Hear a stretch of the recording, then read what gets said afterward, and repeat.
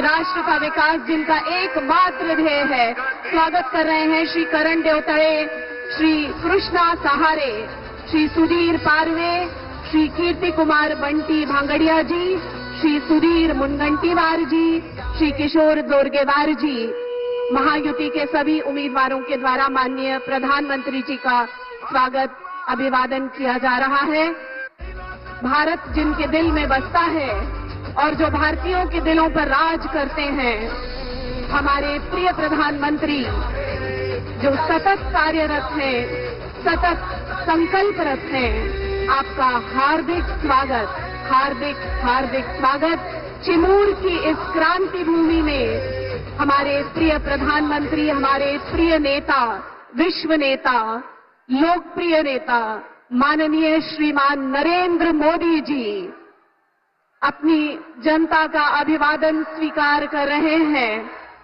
वो जनता जिसकी प्रगति के लिए वे निरंतर कार्यरत रहते हैं। हर लाडली बहन को लखपति बनाने का जिन्होंने प्रण लिया है और हर हाथ को काम देने का जिन्होंने संकल्प लिया है। देश के हर कोने में विकास की रोशनी पहुंचाने को सिर्फ संकल्पित हमारे लोकप्रिय प्रधानमंत्री, हमारे प्रिय नेता, हमारे प्रेरणा स्रोत, हमारे मार्गदर्शक माननीय श्रीमान नरेंद्र मोदी जी। क्षेत्र की जनता की ओर से माननीय प्रधानमंत्री जी का इस मंच पर स्वागत और सम्मान करने के लिए निवेदन है।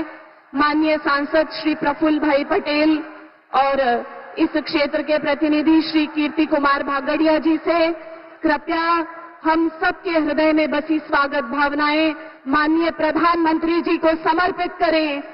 वो तेजस्वी नेतृत्व, वो ओजस्वी नेतृत्व जिस पर हम सबको गर्व है, जो हम सबके लिए प्रेरणा देते हैं, हमारे प्रिय प्रधानमंत्री जी। आपका बहुत बहुत स्वागत।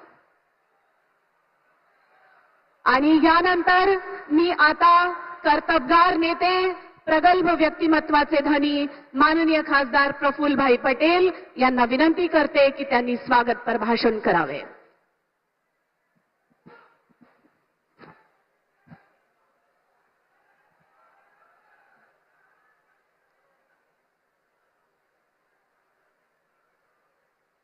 भारत माता की, छत्रपति शिवाजी महाराज की, भारत रत्न डॉक्टर बाबा साहेब आंबेडकर की। आज आपल्या चिमूरच्या या शहीदांची, वीरांची या पावनभूमीमध्ये आपल्या देशाचे नव्हे पण विश्वाचे सर्वात लोकप्रिय नेते, विश्वगुरु ज्यांना आपण सगळे म्हणतो, जग मानतो, असे आपल्या भारताचे यशस्वी आणि लाडके पंतप्रधान आदरणीय श्री नरेंद्र मोदीजी या कार्यक्रमामध्ये उपस्थित आपले या जिल्ह्याचे नेते सुधीरभाऊ मुनगंटीवार,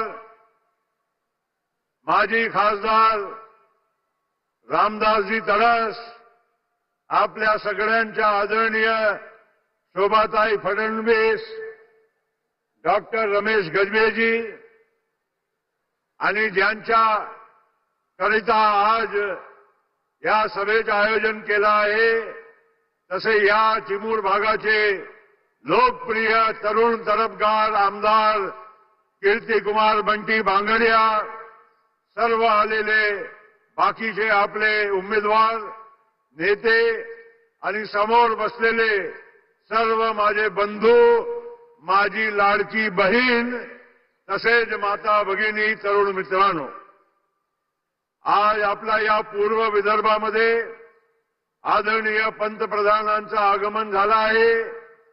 या चंद्रपूर, गडचिरोली, गोंदिया, भंडारा आणि नागपूर जिल्ह्याच्या परिसरामध्ये मध्यस्थ ठिकाण म्हणून आज चिचलीपूर येथे सभा होत आहे आणि मला या गोष्टीचा आनंद आहे की तिसऱ्यांदा या देशाच्या लोकांनी आदरणीय पंतप्रधान नरेंद्र मोदीजींना यशस्वी रीतीनं परत भारताचा पंतप्रधान बनवला आहे.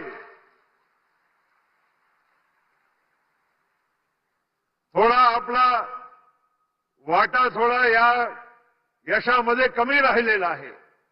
त्यासाठी आपल्याला थोडा चिंतन करण्याची गरज आहे. मागील लोकसभेच्या वेळेस आपल्या पूर्व विदर्भामध्ये एक चुकीचा फेक नॅरेटिव्ह अतिशय जोरदार चालवलं. आरक्षण देशाचा समाप्त होणार आहे, संविधान बदलणार आहे आणि यामुळे त्याचा एक वेगळा परिणाम आपल्याला बघायला मिळाला.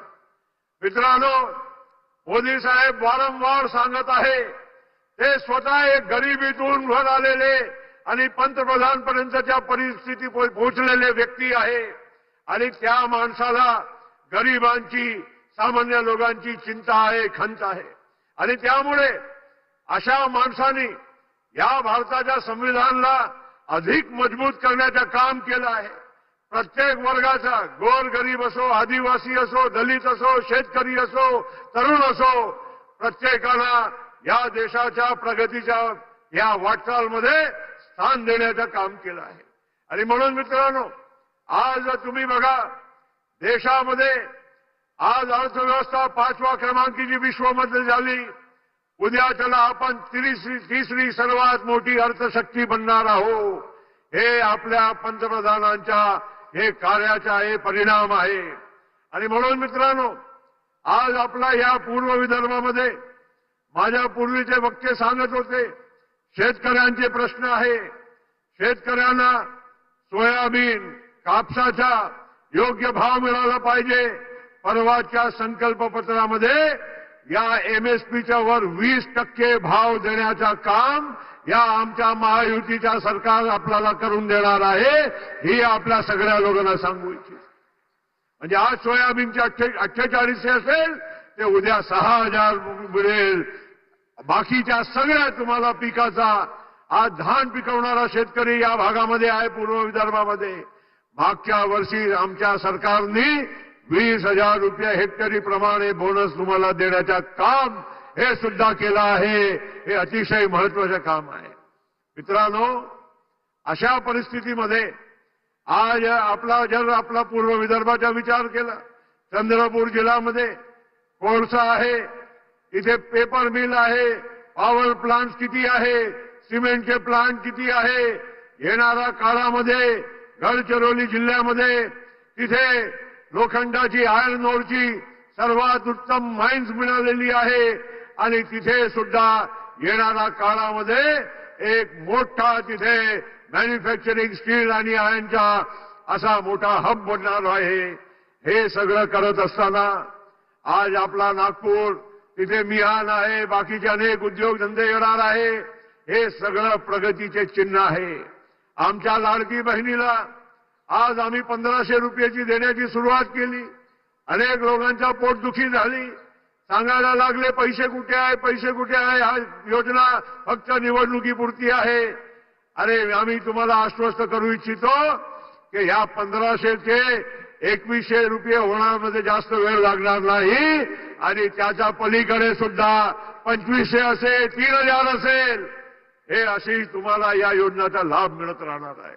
आणि म्हणून मी अधिक न बोलता, कारण पंतप्रधानाला ऐकायला आपण सगळे आलेले आहोत, पण मी एक नक्की सांगतो, आज भारतीय जनता पार्टी, शिवसेना, राष्ट्रवादी काँग्रेस पक्ष, रिपा, पिरिपा अशी आमची या महायुतीमध्ये आम्ही सर्वांना समावेशक करून आम्ही सामोर जात आहोत.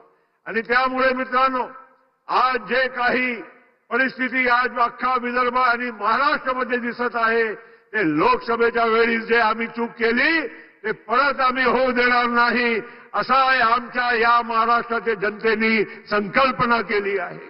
आणि त्यामुळे मित्रांनो, आपल्या सगळ्यांना मी विनंती करायला उभा आहे, एक सर्व पक्षांच्या वतीनं महायुतीचा एक घटक म्हणून उभा आहे की आज आपले पंतप्रधान त्यांना आपण ऐका आणि त्यांचं जे उद्बोधन आहे त्याप्रमाणे आपण महायुतीच्या सर्व आमच्या उमेदवार जे आहे त्यांना भरभराटीचा आशीर्वाद द्यावा.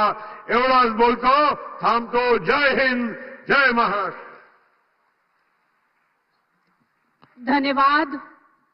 और अब हम सब जिन्हें सुनने को आतुर और प्रतीक्षित हैं, विकसित भारत के स्वप्न शिल्पी, हर वर्ग के विकास हेतु कृत संकल्पित, भारतीय जीवन मूल्यों के मूर्तिमान प्रतीक, हमारे देश के लोकप्रिय नेता और विश्व नेता, हमारे प्रधानमंत्री सम्मानीय श्रीमान नरेंद्र मोदी जी से करबद्ध निवेदन करती हूं कि वे कृपया सभा को संबोधित करें और हम उनके उद्बोधन से लाभान्वित हों.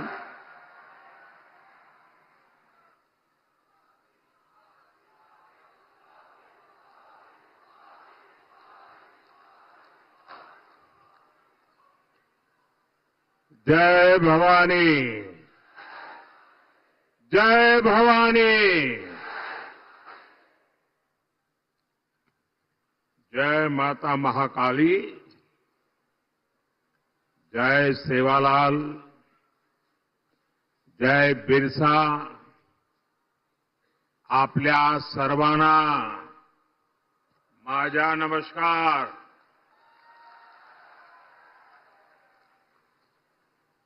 श्री हरि बालाजी महाराज उनकी ये देवस्थानम की पुण्य भूमि,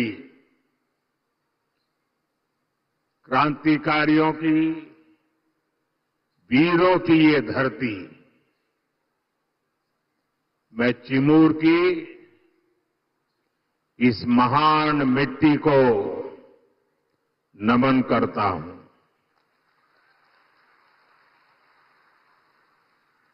इस भूमि के गोंड सरदार वीर बाबूराव पुल्लेसूर शेलमाके को मैं नमन करता हूं. साथियों, महाराष्ट्र में चुनाव के क्या नतीजे आने वाले हैं, ये आप लोगों ने आज ही दिखा दिया है.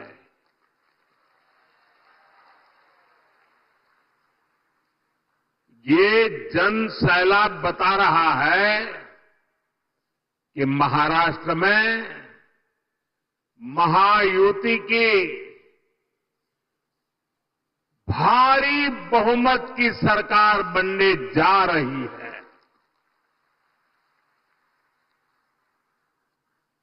चिमूर की जनता ने और पूरे महाराष्ट्र ने ठान लिया है,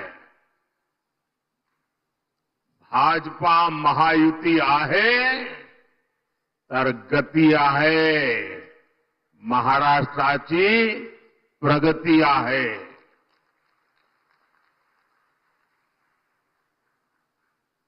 साथियों, मैंने सालों तक संगठन में कार्यकर्ता के रूप में काम किया है और इस प्रकार का कार्यक्रम ऑर्गेनाइज करने में लोहे के चने चबाने पड़ते हैं, इसका मुझे पूरा अंदाज है. और उसमें भी 12-1 बजे ऐसा कार्यक्रम करना, मैं गुजरात में तो नहीं कर सकता था. आपने क्या कमाल कर दिया है जी. जहां भी मेरी नजर पहुंच रही है, लोग ही लोग नजर आ रहे हैं और ऐसा लग रहा है जैसे केसरिया सागर लहरा रहा है.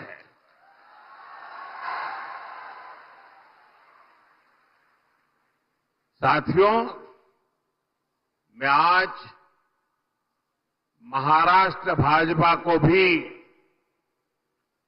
बधाई दूंगा, जिसने बहुत ही शानदार संकल्प पत्र जारी किया है। ये संकल्प पत्र में लाड़की बहनों के लिए, हमारे किसान भाई बहनों के लिए,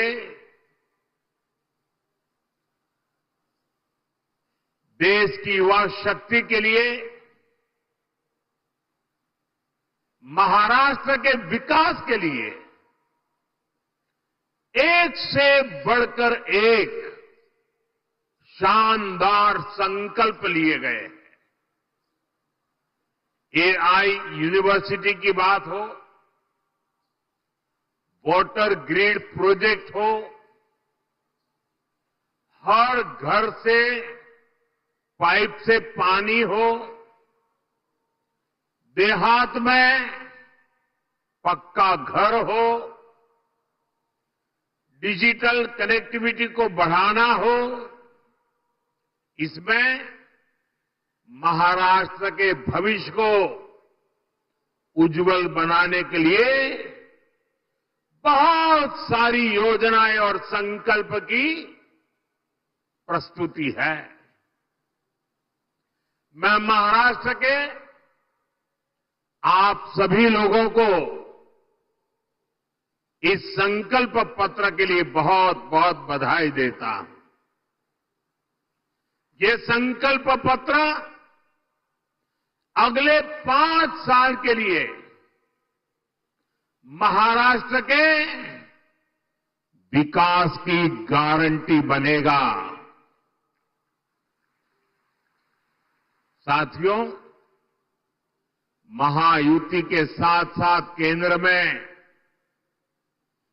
एनडीए की सरकार यानी महाराष्ट्र में डबल इंजन की सरकार, यानी विकास की डबल रफ्तार। महाराष्ट्र के लोगों ने पिछले 2.5 वर्षों में विकास की इस डबल रफ्तार को देखा है। आज महाराष्ट्र देश का वो राज्य है जहां सबसे ज्यादा विदेशी निवेश हो रहा है। फॉरेन डायरेक्ट इन्वेस्टमेंट, यहां नए एयरपोर्ट बन रहे हैं,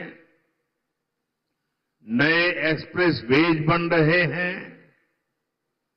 आज महाराष्ट्र में करीब 1 दर्जन वंदे भारत ट्रेनें चल रही है। राज्य के 100 से ज्यादा स्टेशनों का कायाकल्प किया जा रहा है। राज्य में कई रेल मार्गों का विस्तार हो रहा है। साथियों, महायुति की सरकार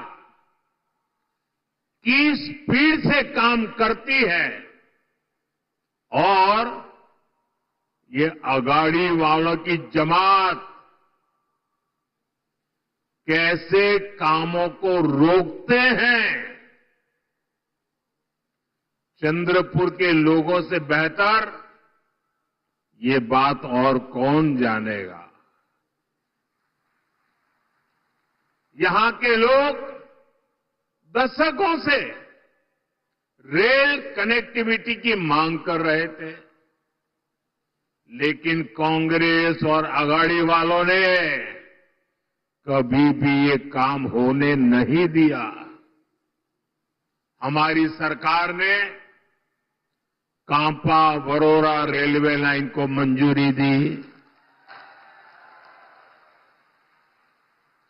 नागपुर से गढ़चिरौली रेलवे लाइन का काम भी अब बस पूरा होने की तैयारी में है। इससे किसको सुविधा मिलेगी? आपको ये सुविधा मिलेगी, आपका समय बचेगा, आपका पैसा बचेगा। भाइयों बहनों, महाराष्ट्र का तेज विकास ये अघाड़ी वालों के बस की बात नहीं है भाई।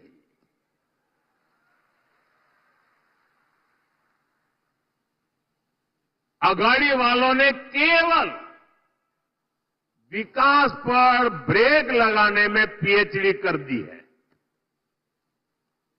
कामों को अटकाना, लटकाना और भटकाना, ये कांग्रेस वाले तो इसमें डबल पीएचडी है, एक्सपर्ट है। 2.5 साल में इन्होंने मेट्रो से लेकर वाढवण पोर्ट और समृद्धि महामार्ग तक हर विकास परियोजनाओं को रोकने का काम किया। इसलिए याद रखिएगा, अघाड़िया ने भ्रष्टाचार के सबसे बड़े खिलाड़ी,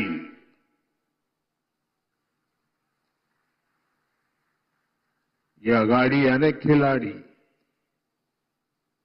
आप इन्हें दोबारा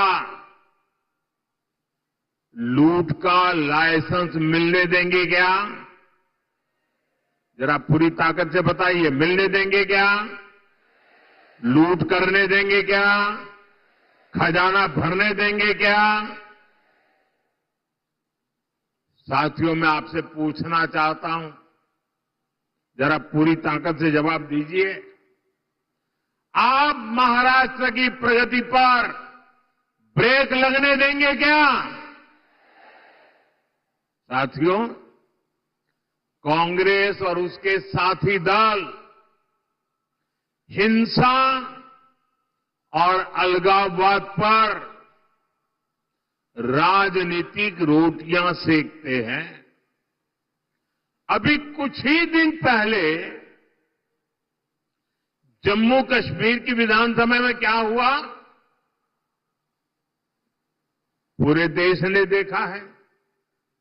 आपने भी टीवी में देखा होगा, अखबारों में पढ़ा होगा, सोशल मीडिया में आया होगा। ये हमारा जम्मू एंड कश्मीर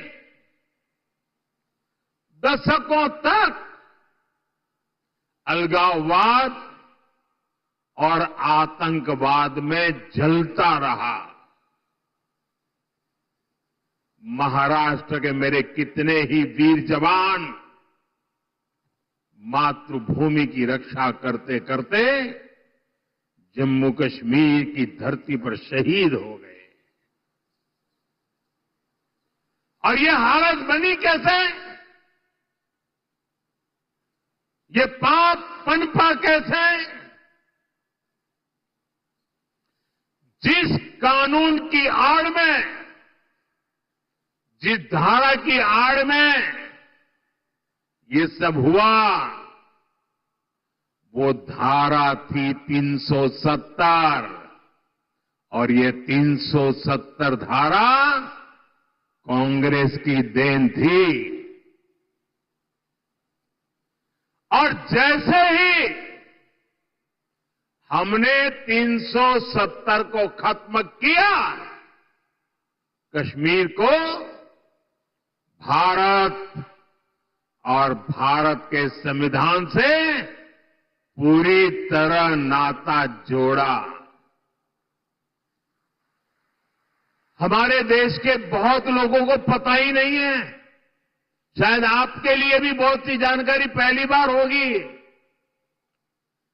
बाबा साहब आंबेडकर ने जो संविधान बनाया, जो संविधान पूरे देश ने स्वीकार किया, लागू किया, लेकिन आपको जानकर के दुख होगा कि इस संविधान की माला जपने वाले लोगों ने 7 दशक से भी ज्यादा समय जम्मू कश्मीर में बाबा साहब आंबेडकर के दिए हुए संविधान को लागू नहीं किया था। 7 दशक तक देश आजाद होने के बाद जब तक मोदी नहीं आया तब तक इस देश में 2 संविधान चलते थे। एक संविधान जो बाबा साहब आंबेडकर ने दिया, जिसका पालन हम सब लोग करते थे, और दूसरा विधान जम्मू कश्मीर था। जम्मू कश्मीर का हाईकोर्ट का जज शपथ लेता था भारत के संविधान के नाम पर नहीं, जम्मू कश्मीर का मुख्यमंत्री शपथ लेता था भारत के संविधान के नाम पर नहीं। कारण 370 की ऐसी दीवार थी जो बाबा साहब के संविधान को जम्मू कश्मीर में घुसने नहीं देती थी। ये मोदी को आपने आशीर्वाद दिया और 370 को हमेशा हमेशा के लिए हमने जमीन में गाड़ दिया। दोस्तों, लेकिन कांग्रेस वालों को, उनके साथियों को ये बात पच नहीं रही है और इसलिए कांग्रेस और उसके साथी कश्मीर में फिर से धारा 370 वापस लाकर के लागू करने का प्रस्ताव सदन में लाए हैं, सदन में पास करवा रहे हैं। जरा कांग्रेस वालों को पूछिए, उनके साथियों को पूछिए कि जो धारा 370 खत्म हो गई, जिस जम्मू कश्मीर में भारत का संविधान पैर नहीं रख सकता था, उस जम्मू कश्मीर में भारत का संविधान पहुंचा। क्या आप फिर से इसको रोक लोगे? ये लोग वो काम कर रहे हैं जो काम पाकिस्तान चाहता है। मैं जरा यहां के लोगों से पूछना चाहता हूं, क्या कांग्रेस को ये करने देंगे आप? ये करने देंगे? 370 वापस आने देंगे? जम्मू कश्मीर को हमसे दूर रखने देंगे? उनके और उनके साथियों को सजा देंगे? साथियों, हमारे चंद्रपुर के इस क्षेत्र ने भी दशकों तक नक्सलवाद की आग को झेला है। इस क्षेत्र ने क्या कुछ नहीं सहा। नक्सलवाद के कुचक्र में कितने ही युवाओं का जीवन बर्बाद हो गया। हिंसा का खूनी खेल चलता रहा। औद्योगिक संभावनाओं ने यहां दम तोड़ दिया। कांग्रेस उसके साथियों ने आपको सिर्फ और सिर्फ खूनी खेल दिए हैं। ये हमारी सरकार है जिसने नक्सलवाद पर लगाम लगाई है। आज ये पूरा क्षेत्र खुल करके सांस ले पा रहा है। अब चिमूर और गढ़चिरौली के क्षेत्र में नए अवसर बन रहे हैं। इस क्षेत्र में नक्सलवाद फिर से ना हावी हो जाए, इसके लिए आपको कांग्रेस और उसके साथियों को यहां फटकने भी नहीं देना है। मेरी बात मानोगे ना? जरा जोर से बताइए, मानोगे ना? साथियों, बीजेपी और महायुति सरकार हमारा जो सबका साथ सबका विकास का मंत्र है, उसी को लेकर के हम काम कर रहे हैं। मैं गरीब के जीवन की मुश्किलों को समझता हूं, इसलिए आपका जीवन आसान बनाने के लिए दिन रात काम करता हूं। हमारी सरकार में करोड़ों गरीबों को पीएम आवास मिले। हमारी सरकार में करोड़ों गरीबों को मुफ्त इलाज की गारंटी मिली। नई सरकार बनते ही हमने आयुष्मान योजना का लाभ 70 वर्ष से अधिक उम्र के सभी बुजुर्गों को भी दे दिया।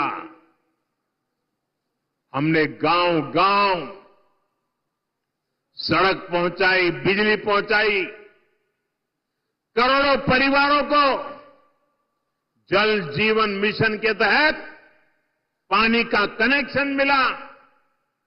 अकेले चिमूर में ही 16 लाख परिवारों को मुफ्त राशन मिल रहा है, ताकि गरीब के घर का चूल्हा जलता रहे। गरीब कल्याण की योजनाओं का सबसे ज्यादा लाभ हमारे वंचित समाज को हुआ है। दलित हो, पीड़ित हो, शोषित हो, आदिवासी हो, ओबीसी हो, उनको मिला। और ऐसे ही प्रयासों से पिछले 10 साल में 25 करोड़ लोग गरीबी से बाहर निकले हैं। महायुति की सरकार इस क्षेत्र में भी गरीबों को मजबूत करने के लिए, उन्हें नए अवसर देने के लिए काम करेगी।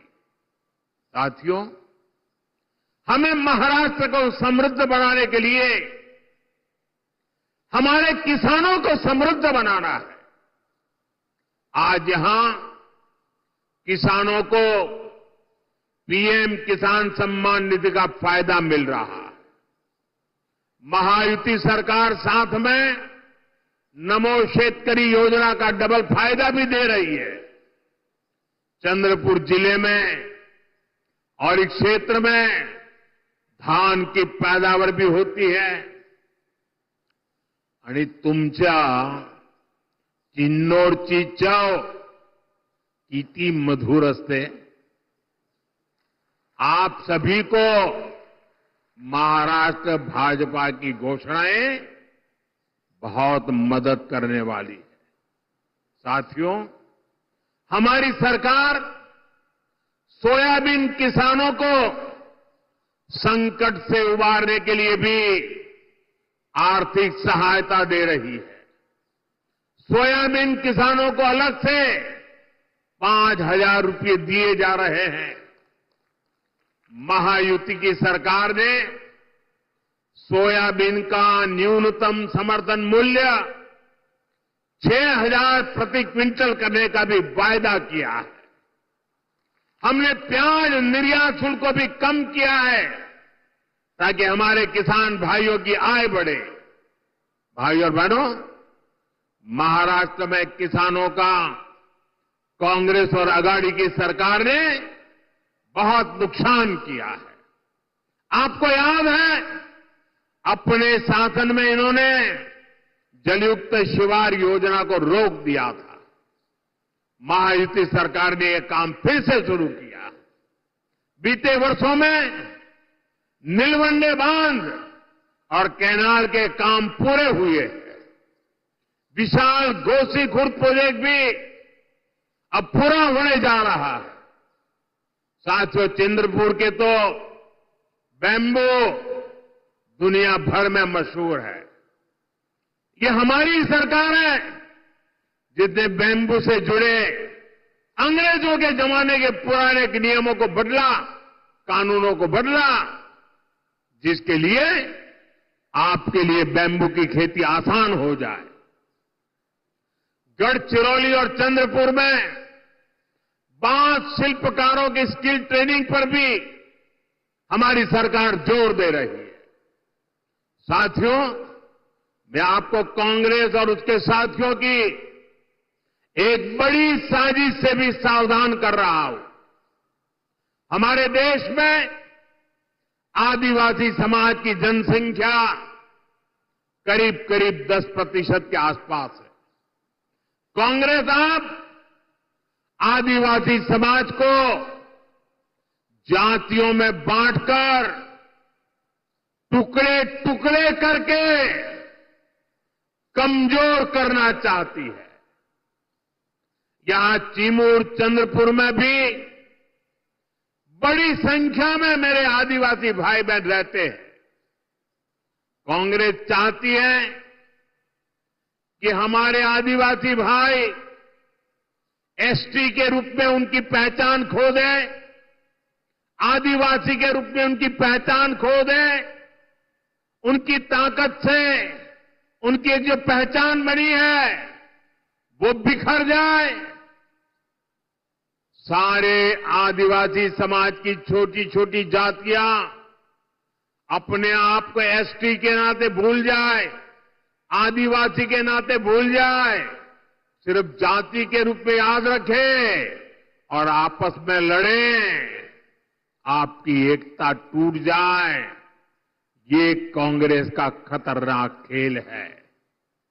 कांग्रेस गौंड समाज को राजगौंड से लड़वाना चाहती है, अरग समाज को प्रधान समाज से लड़वाना चाहती है। कांग्रेस पठारी को सरोटी से, हलवा को हलबी से, कोलम को मन्नेर वारलू से लड़वाना चाहती है। आदिवासी समाज जातियों में बटेगा तो उसकी पहचान खत्म हो जाएगी, उसकी ताकत खत्म हो जाएगी। विदेश में जाकर कांग्रेस के शहजादे खुद ये ऐलान कर चुके हैं। इसलिए मैं कहता हूं, हमें कांग्रेस के इस षड्यंत्र का शिकार नहीं होना है, हमें एकजुट रहना है। और इसलिए मेरा तो आपसे एक ही आग्रह है, हम एक रहेंगे तो सेफ रहेंगे, हम एक रहेंगे तो और साथियों, आप जानते हैं, अगर आप एक नहीं रहे, आपकी एकजुटता टूटी, तो सबसे पहले क्या होगा? कांग्रेस आपका आरक्षण छीन लेगी। कांग्रेस के शाही परिवार के हमेशा से ये मानसिकता रही है, कोई देश पर राज करने के लिए पैदा हुआ है। आजादी के बाद इसलिए ही कांग्रेस ने दलितों, पिछड़ों और आदिवासियों को कभी आगे नहीं बढ़ने दिया और आरक्षण से दलितों, पिछड़ों और आदिवासियों को आगे बढ़ाने का मौका मिलता है। इसलिए ही कांग्रेस आरक्षण से चिढ़ती है। 80 के दशक में तो कांग्रेस ने, जब राजीव गांधी नेतृत्व करते थे, चुनाव का समय, चुनाव चल रहे थे और उनकी हिम्मत देखिए, बाकायदा उन्होंने अखबारों में एडवर्टाइजमेंट दी थी, पोस्टर जारी किए थे और दलितों, पिछड़ों और आदिवासियों को मिलने वाले विशेष अधिकार पर सवाल उठा दिया था। अगर आप सोशल मीडिया खोजोगे तो ये सब मिलेगा, और मैं तो यहां के पत्रकारों से आग्रह करता हूं कि जरा 84 की एडवर्टाइजमेंट खोल करके निकाल के दिखाइए इन लोगों को, कैसा पाप किया इन लोगों ने। कांग्रेस तब दबंगों की भाषा बोल रही थी। कांग्रेस ने तो तब भी एक तरह से कह दिया था कि आरक्षण की कोई जरूरत नहीं है, ऐसा कांग्रेस वाले बोलने की हिम्मत करते थे। आज भी कांग्रेस दबंगों की भाषा बोल रही है कि दलितों, पिछड़ों, आदिवासियों का आरक्षण खत्म कर देंगे। इसलिए आपको कांग्रेस और उसके साथियों से सतर्क रहना है। साथियों, हमें चंद्रपुर और महाराष्ट्र के विकास अभियान को और तेजी से आगे बढ़ाने की जरूरत है। ये काम केवल और केवल महायुति सरकार ही करेगी। मेरी अपील है, आप महायुति के उम्मीदवारों को भारी बहुमत से जिताइए। और साथियों, इतना बड़ा जनसैलाब इस बात की गारंटी बन जाता है कि यहां सबकी सब सीटें आप जिताने वाले हो। आप सभी इतनी बड़ी तादाद में हम सबको आशीर्वाद देने के लिए आए। मैं फिर से एक बार आप सभी का हृदय से बहुत बहुत धन्यवाद करता हूं। पूरी ताकत से मेरे साथ बोलिए, भारत माता की। दोनों हाथ ऊपर करके पूरी ताकत से बोलिए, भारत माता की, भारत माता की, भारत माता की, भारत माता की। बहुत बहुत धन्यवाद।